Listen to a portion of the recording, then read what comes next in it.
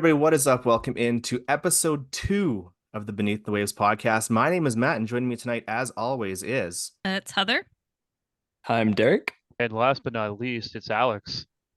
all right. We nailed it that time. We got it all perfect. Like I said, this is episode 2 of the BTW pod, and we want to welcome in any new friends we have. And importantly, too, we want to welcome in any return listeners. Huge thank you to all those who tuned in for episode number 1, who dropped us a follow on Spotify, Apple Podcasts, Pocket Casts, iHeart, Amazon Music, Audible. I'm running out of fingers and places to find it. Basically, wherever you can find podcasts, you can find us. Thank you for following there. And for those who left a review, it takes 5 seconds. Hit that little 5 star. Drop a comment if there's a comment section option. Gang, we're coming off kind of a roller coaster of emotions here. First of all, just prior to 30 minutes ago, what we were talking about, or what we're going to be talking about, how are we feeling? What's the group vibe check coming off of a couple hot games for our Seattle Kraken? How are you feeling? Let's start with Heather. How are you feeling? Feeling good, actually. I don't know, a little bit of a slow start to the season, I feel like, but also, I don't know. I feel like they're building chemistry. It's been really fun to see. The lines have been kind of, steady. They've switched a couple players, but mostly steady. And I feel pretty good. So I don't know. Vibes are high. Vibes are high as far as the team and the games are concerned. As far as the record is concerned. Yes. All right, Derek, how Yeah, you feeling? yeah, no, you bringing up the record. I mean, the last time we did this a week ago, we were what 1-2 at the time, Yep. and now the last 3 games we've gone 3-0. So like, unreal, just an unreal week. I'm cheesing. It's awesome. It makes me feel a lot like I did in the 2022-23 season, where we're seeing like low expected goals, for numbers, with above average shooting. We have a shooting percentage right now of 10.56, which is much closer to the 11 that we saw in 2022-23 than like the 9 that we had last year. But as far as scoring chances and expected goals go so far, if you want to like look under the hood, we're pretty much even with expected goals against and expected goals for. So that's something that I'm a little bit concerned of. I would like to see that skew a little bit more in our favor as we continue, but I think there's a marked improvement this week compared to last week. And I think that's awesome considering, and we'll talk about this a little bit later, but considering like the trials and tribulations we've had so far with having a small roster and having some injury concerns with Dunn, having to slot in Mahura, it's pretty awesome that we were able to get 3 wins this week in a row. So How you feeling, Alex? In the terms of Shorzy from Letterkenny, this team will never lose again. But honestly, it's pretty fantastic. Derek echoed it pretty well. Starting off the season 1-2 wasn't ideal, to say the least. So the fact that this team could string 3 wins together and start that win streak off so early, it's a positive momentum to have. Yeah, it's lots of positive to look at, and I think this team is really starting to gel well. The chemistry is really starting to show. We're getting solid goaltending, both from Decord and from Grubauer. So lots of positives to look at. Judging on the way the game's been played, I'm happy. You would ask me if you asked me 30 minutes ago, I'd be ecstatic. Slightly less ecstatic than I was, but we'll talk about that moving forward. And for me, I'm feeling pretty high with that record. The thing that's been setting up for me is we've had a lot of names showing up on the score sheet. And we'll get to that in our game recaps too. And my personal highlight is my hometown boy, Jordan Eberle. Last I checked earlier this afternoon, he is tied for 5th in goals scored in the league. I know it's early, but it's pretty exciting company to be a part of, to be on the top of that spreadsheet when you go to the NHL stats website. So I'm feeling pretty good about that. But an urgent telegram just came across my desk, and we'll insert the breaking news ticker. You like that sound effect, Derek? I thought you'd like the sound yeah, effect. thank you for doing that because I was about to do that if you didn't do it, Oh, and I didn't excellent. want to. So Excellent. We had some breaking news about 10 minutes before we hit record on this. Derek came into our group chat and broke our collective hearts. Derek, do you want to let us know what breaking news just came across our feeds? I really don't want to let anyone know this, but unfortunately, this is the truth. Vince Dunn, he had a middle of the body injury that he's been dealing with, and he fell again when he was put back into the game. He has been placed on long-term injured reserve, which means that I think he's going to miss at least like 9 games, or sorry, 10 games or 25 days or 24 days, and it's retroactive to October 17th, meaning that the earliest he can return is November 12th, which is 9 games from now. So we're guaranteed to miss 9 games of Vince Dunn. So if you guys want to talk about, I know Heather, you had something you want to say about what you saw from Vince Dunn. Yeah, just, he was injured and he did miss one game. And then I saw him at morning skate. And to be honest, just from my untrained eye, was sitting there watching him and he was, hitting one timers after practice. And he just didn't look super solid. In fact, at the end of that, he sort of pulled up short and he was gritting his teeth and he had his like jaw clenched. Like you could tell it looked like pain to me. And so when he went back into play on Thursday, I was kind of surprised just because he looked not super solid. So I'm not really surprised that this is where we are. I wish he hadn't played. I wish he had taken a little bit more time. I know you're always anxious, I'm sure, to get back in the game, but to me, it looked like he could have used some extra time to just kind of heal a little bit more. Yeah, I agree. I think it might have been a little bit rushed. So with Vince Dunn's absence, we will be calling up Cale Fleury to be the new seventh defenseman, which is where Mahura was. Alex, how do you feel about Cale Fleury? If the Kraken do need to resort to having Cale in, do you think that that'll be like a defensive liability, or do you think that he would do his job pretty well? I think he does really well as a seventh defenseman. He's really cracked on with the Firebirds to start the season. He got a hat trick in his last game, so that's something. But I think he's going to do well. The separation between him and Mahura wasn't much, in my opinion. So I think you know Dan Bilesma really does have the option to alternate those two players. I definitely think Fleury is going to get some game time over the next couple of weeks. But yeah, he's a promising talent because he's not really a kid anymore. He's really been fighting for that spot. So, this is these are the chances that these guys are going to get. So, it's unfortunate to have Vince Dunn go on LTIR, but I have to say, thank God for Brandon Montour, because without Montour, I think we'd be in a much, much more difficult position to be in. But, I think someone with like Cale Fleury and Josh Mahura, I think we're okay for the time being. It's not like putting a duct tape on a gunshot wound. It's definitely something that we can figure out and move forward with. Yeah, just looking at the stats, I don't follow AHL super closely. I kind of just do it passively or through the things that you guys share with me. But seeing him come off a hat trick, which we're going to talk about in a little bit here, is pretty exciting. I mean, if he came off having like a -8 in his last 3 games or something like that, that wouldn't be super great.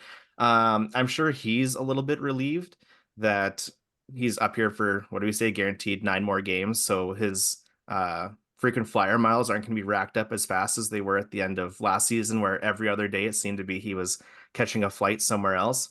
And on the Vince Dunn thing, after the game against Calgary, Jordan Eberle did an interview up on Sportsnet up here in Canada, talking for like 20-25 minutes.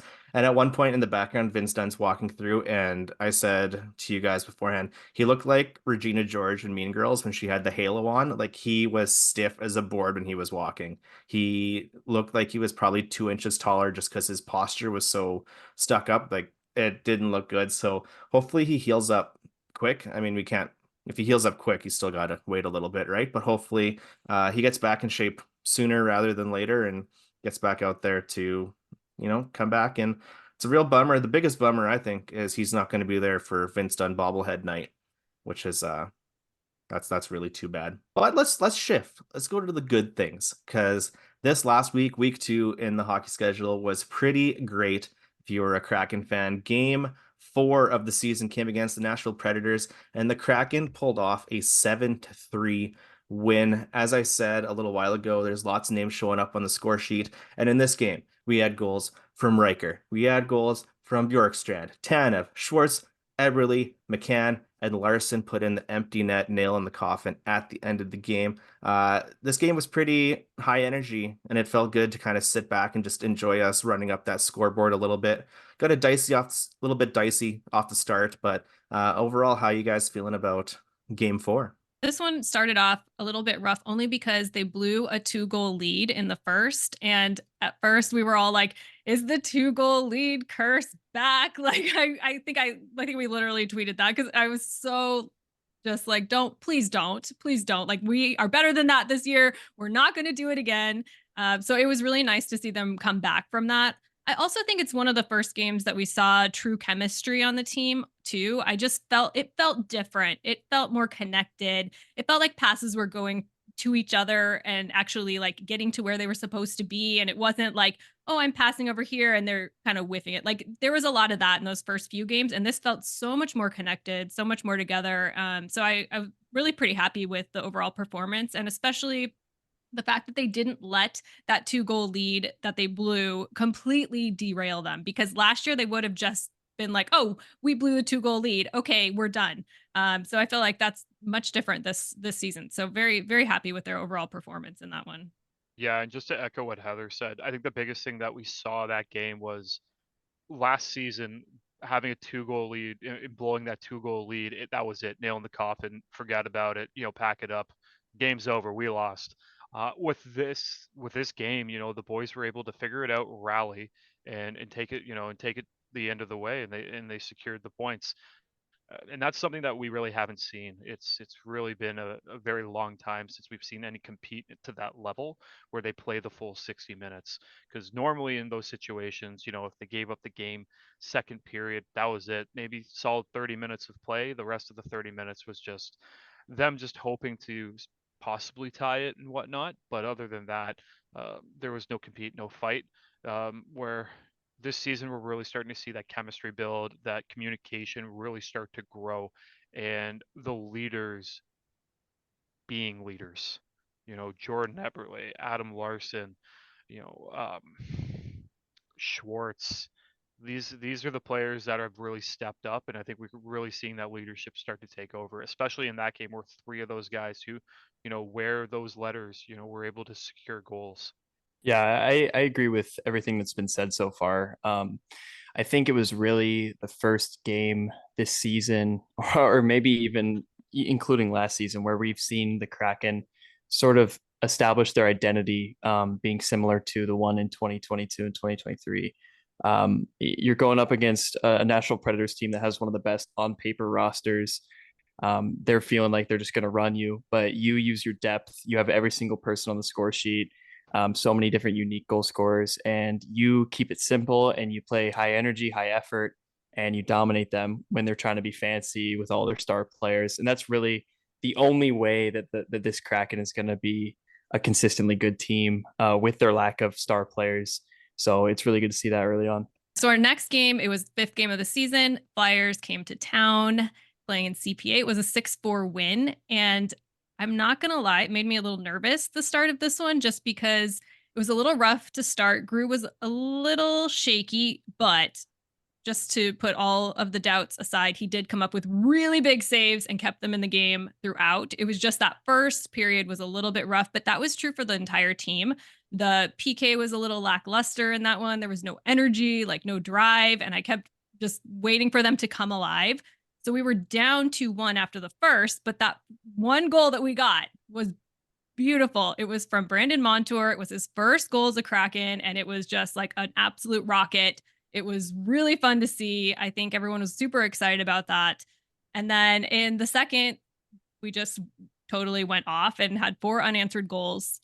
So we had McCann got a power play goal. Tolvanen got this great goal off of a rebound. Eberle, it's funny because he got a feed from McCann, and we found out later that McCann had been like chirped by Eberle because Eberle was like, "You never pass it to me." So there was that one. They took care of that. Then 8 seconds later, Shane Wright scored, and this made the NHL even talk about us in a positive way, which never happens. So amazing there. And then Bjorkstrand had that insurance goal really to get it back to 6-4 after the Flyers scored 2 goals in the third. So just a really dominant game for us. And I think just super positive, super high vibes. I mean, yeah, I agree with that. Adding 6 more goals here to make it 13 goals in 2 games. This is really just showcasing a duplicate of the explosiveness of the Kraken offense when we're all working together and having that high energy, high effort. I am a little concerned about how the lead started. It felt like it started to slip, but I am enthused with how we were able to still close it out, which, like Alex was saying earlier, obviously did not exist last year. There was no closeout. Everything went to overtime, and it would be a loss. So that's pretty much all I had on this game. A lot of good offense. One thing I want to mention is Brandon Montour has an absolute cannon. Like his shot is just incredible, and thank God we are able to witness that game in and game out because that man can take clappers from the point like no other. The other thing just to talk about is, McCann hit his 99th goal as a Seattle Kraken in this one. He's one away from the century mark, the first ever to hit that. So that's pretty crazy to actually think that 4 seasons in, we're already talking about someone who's going to score 100 goals. Fantastic, and just to see the the production that he's really been able to provide since joining the Kraken has been exceptional. The other thing that Heather mentioned, that the NHL has been talking about us in a positive light, like that never happens. It really doesn't. We're always criticized. So the fact that the NHL was like, they can do this. Like this is incredible. It's like, yeah, NHL, take note. Take note. 31 teams. Come on, we're here. We're here to party. Like it's game on.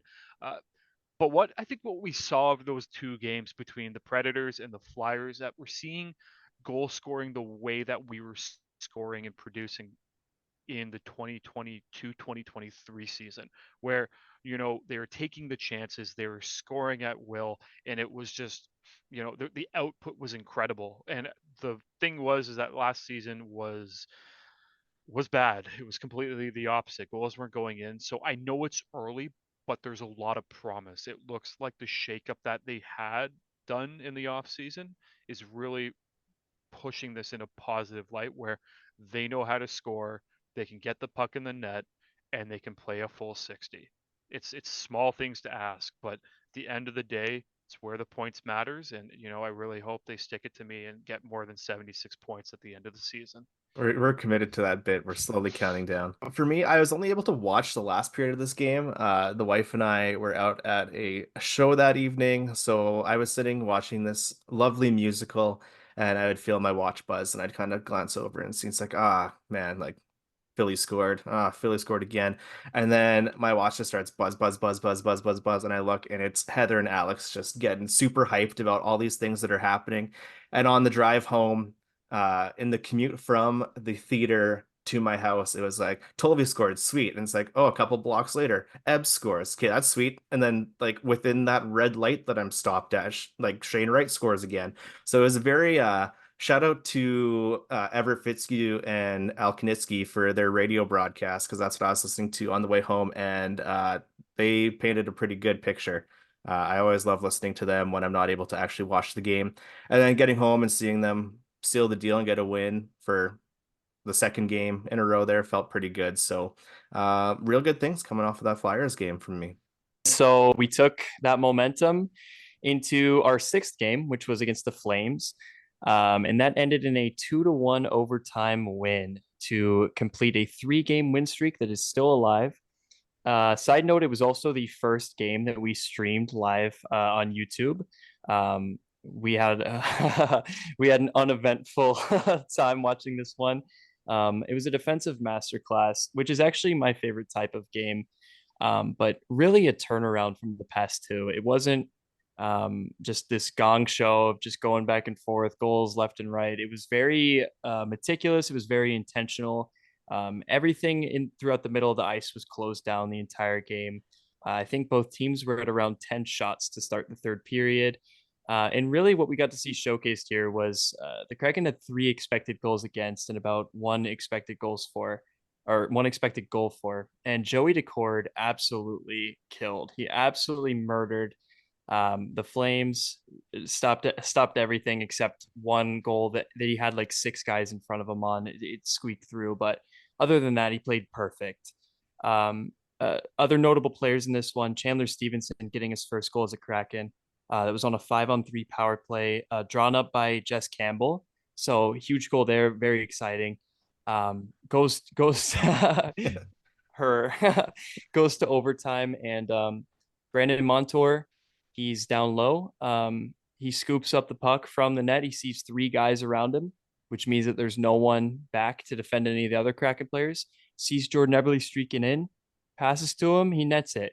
And I think it was Rick Judd on Twitter who really pointed out how savvy and like how high IQ that play was by Montour to basically just get the puck, and you have three NHL players right on you, and you instantly realize, you calculate in your brain that you probably have someone trailing that's wide open, instead of just trying to jam it right back into the net like we see often happens. So I just want to give a shout out to Rick there. That was a good insight, but I completely agree with that. Yeah, what do you guys think about that game? Like you said, it was pretty uneventful actually watching, but in its own way, the defensive nature of it was kind of exciting because you just had constant shots being blocked, people just getting drilled by slap shots, and you're like, oh man, someone has Jamie Alexiak on their fantasy team right now and is just loving him eating these like just like Christmas cookies and Santa. One thing that stood out to me was Matty Beniers had a ton of chances, and just none of them have paid off yet. Like he's doing lots of hard work. He's getting in there. He's taking shots. He's doing awesome passes, but we just need something to come through because I don't know. We kind of, I think it's Derek's tweets that like to stoke the fire a little bit, saying like, "Oh man, is that what contract are we feeling better about, Chandler Stevenson or Matty Beniers?" Because Chandler's got a goal now and Matty doesn't. But soon enough, hopefully, the dots start connecting and he gels with the line that he's on and he starts producing. I thought those tweets were yours, Matt. Sure No, weren't. I'm just kidding. I think it's for me in this game, the 5-on-3, the goal there was the game changer because I think if they had not gotten that, the momentum would have not tilted in our favor. I think it would have stopped everything. So I think that was really the key.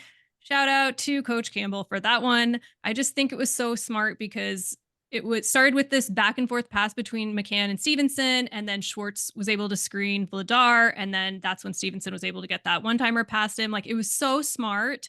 And I think that I love the way that Coach Campbell is drawing up these power plays. They're different. It's not the same thing that we've seen season after season that wasn't working.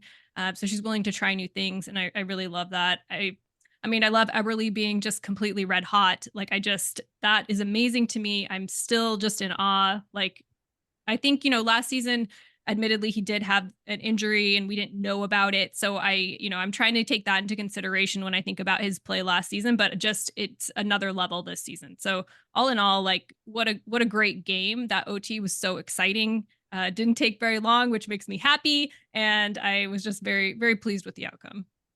Yeah, when we watched this game, thank goodness we were on stream for this because it was one of those games where it was a little bit of a snooze fest to say the least, but we had each other, so it was all the friends we made along the way that just made it fantastic. But when you really watch this game, Stevenson really being able to capitalize on that power play was fantastic, and that really got us back in the game. Defensively strong-minded, like, what a performance by this team for defensively. But just to echo everybody else, the fact that Brandon Montour was able to, see the outcome, see the three players and be like, there's going to be a player behind me, and take advantage of that within a split second, just shows you how high his hockey IQ is. Like, it really is high. And the fact that we have someone who can do that both offensively and defensively is something that's really hard to come by. So there's that. And then Jordan Eberle, since being named captain, he the S on his shirt doesn't just mean Seattle. It means Superman. Because, good God, what a player. He has been fantastic for us. 5 goals, in 6 games. It's the best start of the season he's ever had in his career, which is to say something, So he's really taken the mantle of, I'm the captain now, and has just truly run with it. And the amount of movie references I just threw into that is incredible, to say the least. Final thing I just want to mention, because it's iconic and it's going to be a gift for years to come, is the Joey Selly. Just zoomies galore, just skated down the ice and just smack dab, just hit, don't even know who he hit, and just basically fell. But the reaction from, I believe it was like Beniers, and I can't remember who else it was, just watching him fall and their heads just going, down and then just continuing to celebrate. Fantastic. So It was McCann. McCann was it just let him McCann? fall. Yeah. Yeah. Yeah. McCann just stood there like, eh. Yeah, the reaction was priceless. But this whole game I think just exemplified, this team as a whole. They can play the offensive game, but they can play the shutdown defense. And when you have hot goaltending like we've had, because let's face it, both Grubauer and Decord have really started to figure out their game. You have two top goaltenders like that, sky's the limit. All right, and our next chat that we'll be dissecting is our new segment called Desert Dialogue. And in this segment, we're going to really break down the AHL affiliate to the Seattle Kraken, the Coachella Valley Firebirds. And, there's been a lot of changes that have occurred over the summer, with Dan Bylsma and Just Campbell coming up to the NHL level. So there's a lot of differences that have occurred in the AHL. We've seen the changing of the guard, so to speak. Lots of the older players that have been with the team since the beginning have now left, and we are seeing a lot of those draft picks that have, come into the team over the last few seasons really take ownership of the Firebirds, and these are the guys that you're going to be watching over the next couple years. So the Firebirds have played 3 games so far this season. They lost their first 2 games to start out the year. First, they lost 2-1 to the Bakersfield Condors, and they lost 3-1 to the Calgary Hitmen. Now, normally I would break down games, but I fell asleep during both of them because they're late at night, and I did my best. So scores are just gonna, we're just gonna talk about that and just say, unfortunately they lost. First win of the season, however, came against the San Diego Gulls, 6-5. Now it looks like it was a close game. Vastly different game if you watched it. First off, Cale Fleury netted himself a hat trick. So there's one thing, as a defenseman, to net a hat trick at any level is quite impressive. So that's one to look out, and especially with him coming up to the Kraken, it's going to be one guy that you're going to be keeping an eye on, because I definitely think, as I mentioned previously, Mahura and him are definitely going to be sharing that sixth defensive role. Another player to keep an eye out on is Edward Chalet. He got his first goal with the Firebirds in the game against the Gulls, and it was just kind of a whack-in, but at the end of the day, that's going to really boost his confidence, especially for a player that was touted to go back to the OHL. He was really just left. They weren't utilizing him well with Kitchener last year. So the fact that the Kraken organization have given him a shot to play with the Firebirds right now is definitely something to be positive about for his progression as he builds up to develop for the NHL. So we had actually this game, there was 5 different players with multi-points.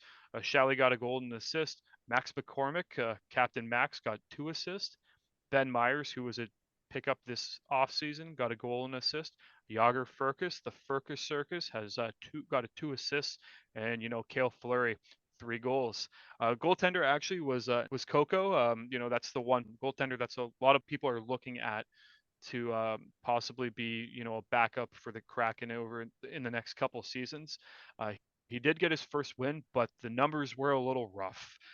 His goals against average was a 5.02 goals against, and his save percentage was a whopping 857 save percentage. So those numbers are going to climb, but definitely something to look at and keep an eye at. I think we're going to see a lot of positive from this team moving forward. They are coming off of a Calder Cup final, unfortunately losing yet again, but the building blocks are there, and they can definitely make it back this season again. So the next game for the Firebirds is against the Ontario Reign on Friday the 26th for Dia de los Muertos night. Dia de los Muertos. I was close. You're Did too great. Canadian on it. I Yeah. was a little Better than I Canadian. I expected. got a little nervous. So it's going to be another fantastic game. And just the last little thing to talk about is the team leaders. So you got Chalet, Fleury, Furcus, and Biro lead the team with 3 points apiece. Heather, I know you've been watching them as well. What have you thought of so far with the Firebirds? Yeah, I think that the game that they won was really dominant. I know that we're looking at how many goals, the goals actually scored as well, but I think that, Nicholas Coco is still young, he's still learning, and so I think the more opportunities he has like this, where he's seeing a lot of shots and really getting those opportunities, I think he's going to be just improve so much. And I've been impressed by him so far. It's a different level when you're coming over to play the AHL, so it's going to be a learning curve for him. But he's really promising. I'm thrilled that Chalet has stuck around in the AHL. Actually, I know I was sort of in the minority when everyone was saying he needs to go back to the OHL. He needs to go back and play at Kitchener because of his development being so slow. But I also just kept thinking, no, he needs to play with the Firebirds because his development has been so slow, because he needed that push. He plays better when there's better players around him. And that's exactly what we're seeing here, because I've been really struggling with him and his, just watching him develop, over rookie camp and training camp. And it hasn't been super impressive, but getting better. So it's kind of like put him in a place where he can actually learn from these players that are a little bit higher level, and I think he's really going to thrive. So I'm actually so happy that he hasn't been sent back, and I think he's going to do so much better with the Firebirds. So I don't know, I think it's a fun team to watch. It's different, and I think I like watching our up and comers and the ones that may be called up and the ones that we're going to see in the future. So I don't know, if you're not watching the AHL, maybe take a little time and watch, because they're a fun team. Yeah, I haven't been able to watch any of the games, but the only thing I wanted to note on was that my boy Jagger Furcus is at 3 games played, 1 goal, 2 assists. And I think that just shows that he was definitely ready to move up from the WHL. He's 20 years old. He was like the points leader last year. So it's just nice to see that translate to being a point per game already through 3 games. I hope that continues. But yeah, points aren't free in any league.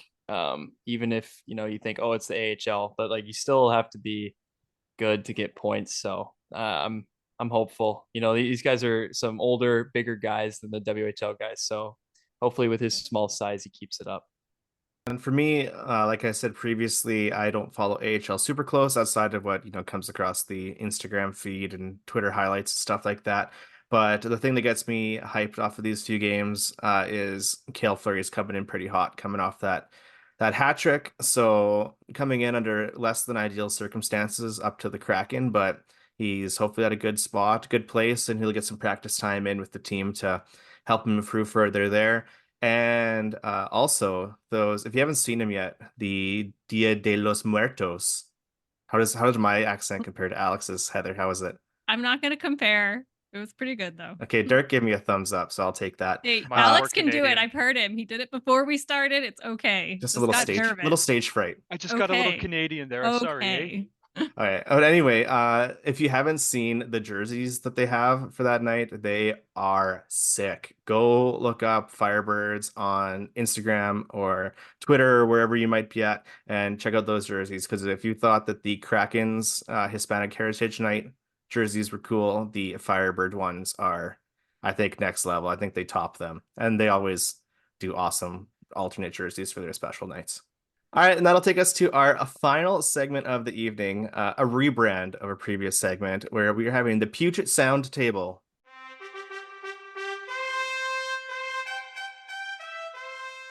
Our roundtable discussion of all different things around the hockey world. And we got 3 points coming up this week outside of Kraken hockey. Starting off on a bit of a somber note, on Tuesday last week, the Columbus Blue Jackets had their tribute to Johnny Gaudreau, Johnny Hockey. It was a super emotional game. Before the game, the players wore number 13 jerseys for the warm-ups, and they made changes in the arena to have 13 painted behind each net. And they also raised a banner to the rafters, which is pretty awesome. I saw one clip on Twitter that like at one point in the game, all the banners were totally still. Like I'm goosebumping just talking about like all the banners were totally still, but the Johnny one was swinging back and forth. It's like, okay, that's a pretty cool moment. When they had the puck drop off the start, Columbus lined up a man short on the left wing, and when the puck was dropped, they passed the puck over to Johnny's position, and it sat there for 13 seconds. And again, just goosebumps talking about it, seeing the highlights every single time. It just gets super emotional. I'm sure we've all seen the highlights or the clips of it. So what do you think about the tribute that Columbus did? I think it's exactly what you said. Just like I got chills as you were explaining it, but obviously just such an impactful player that it's just insane. So I think the tributes were good. And also I don't really know the Blue Jackets players, but I did also see that one of them like scored and then like immediately like pointed up, which I thought was really cool too. Um, but yeah, just I can't imagine for anyone close to that family or Johnny himself or his brother, just anyone. That's just insane. So yeah. Just to go off of the player who pointed up to the banner. So that was Sean Monahan, and Monahan and him played in Calgary together. And his reason actually for signing with the Blue Jackets was to play with Gaudreau yet again. So the meaning behind that was just goosebumps, like just talking about it. And He was the one that took that opening face off too, yeah, that did the and pass off. yeah, and with Monahan, he's really been battling, over the last few seasons. He's kind of had his own little journey, and that game, if there was any game for him to score, it was that game. He got a goal, and he had one of the best face-off percentages in I believe it was Blue Jacket history. I think he went 21 for 26, like just absolutely insane. But the tributes were truly, truly perfect. Um, I don't think I saw a dry eye in the entire arena, and just even for myself watching at home, I thought I could actually manage it, but absolutely not.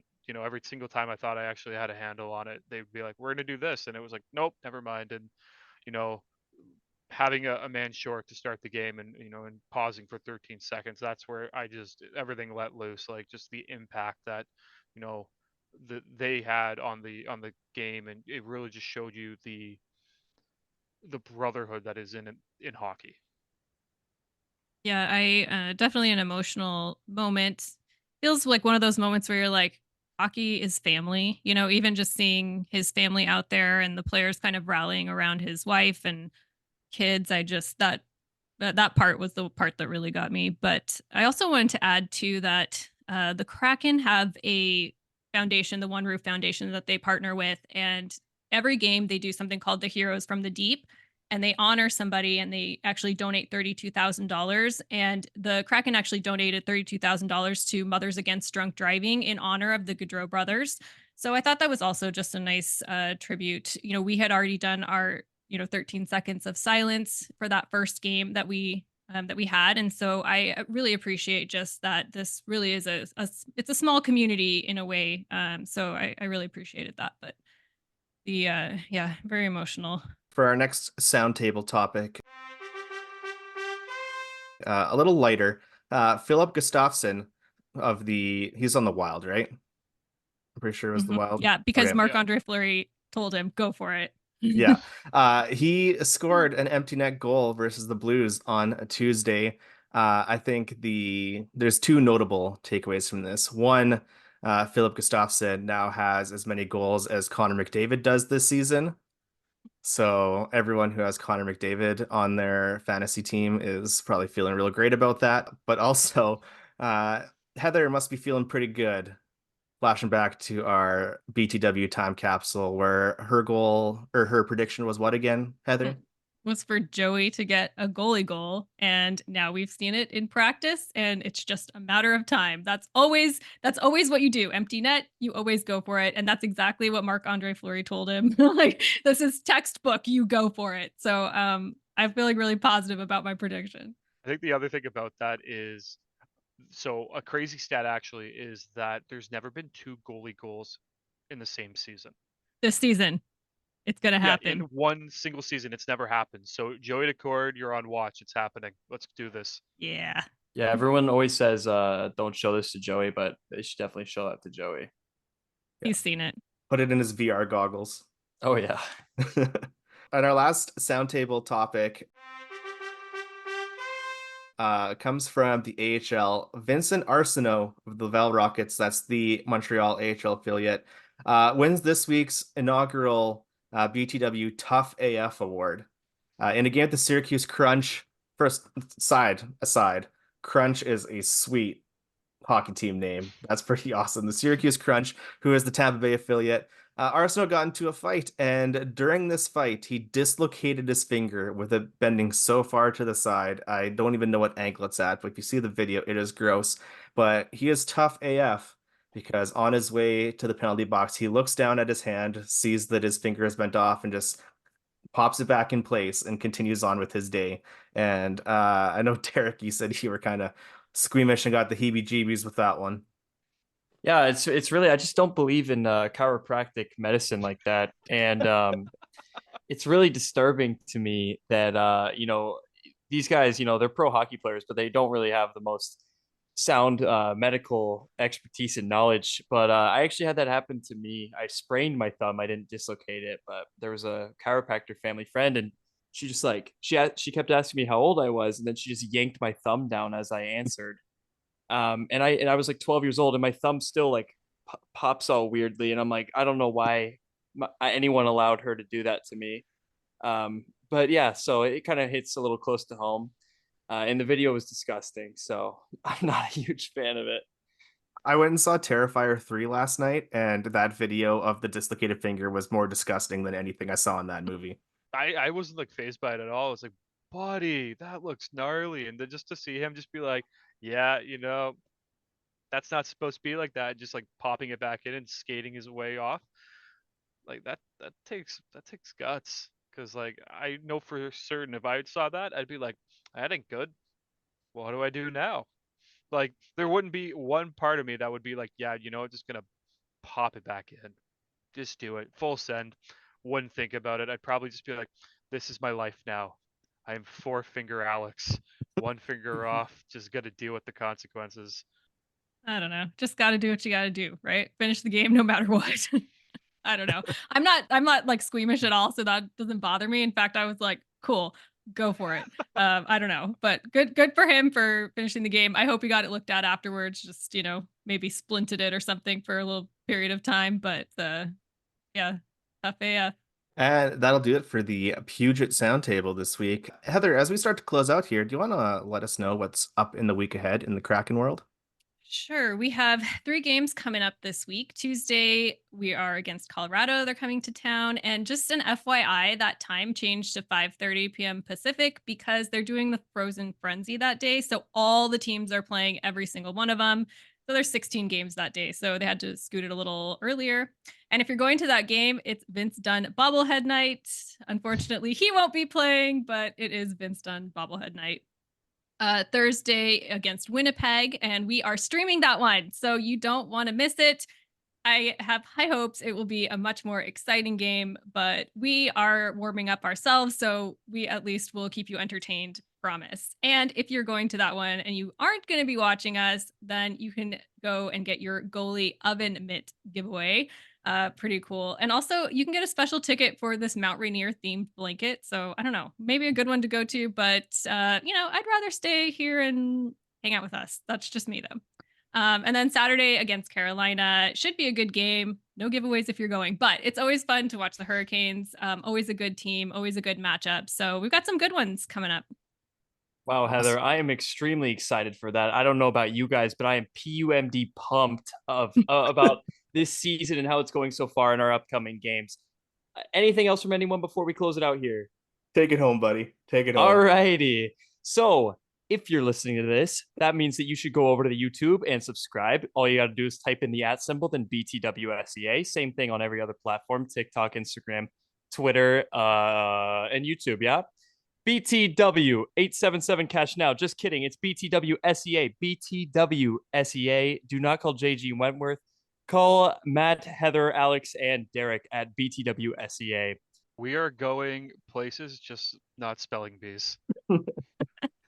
We're gonna put that on a t-shirt. That's our branding. And we want to thank you all for tuning in once again for episode 2 of the BTW podcast.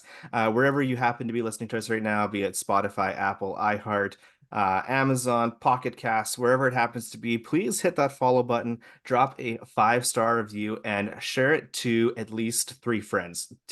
Steal your mom's phone and say, can I just like show you this cool picture, and then go into her Spotify and follow it and give a 5-star review, because the more stars the better for us, and it makes us feel nice and warm and happy, and we appreciate all of you taking that effort to do it. For the Beneath the Waves crew, I am Matt, we have Heather, we have Derek, we have Alex. This has been the Beneath the Waves podcast, and we will see you next time.